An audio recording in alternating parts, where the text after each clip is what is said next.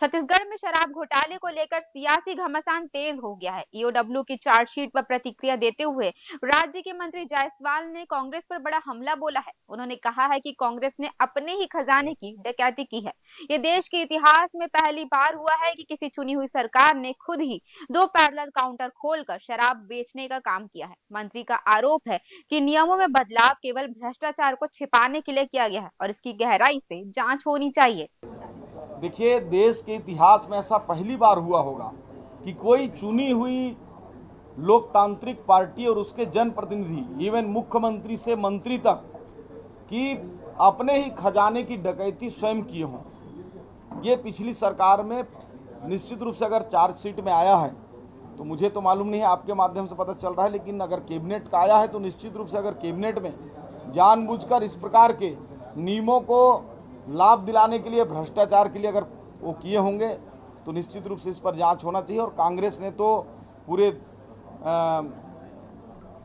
छत्तीसगढ़ में पूरे देश का पहला ऐसी चुनी हुई सरकार है जिसने 2 पैरेलल काउंटर लगाकर शराब बेचा और देश को और राज्य को करोड़ों रुपए की उन्होंने क्षति पहुंचाई और भ्रष्टाचार किया।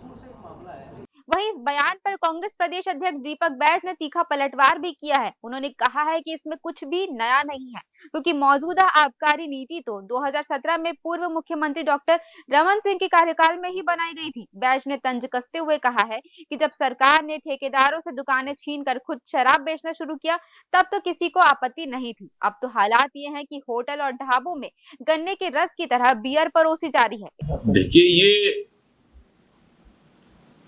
एजेंसियों के लिए कोई नया चीज तो नहीं है, ना हम लोग के लिए कोई नया चीज है।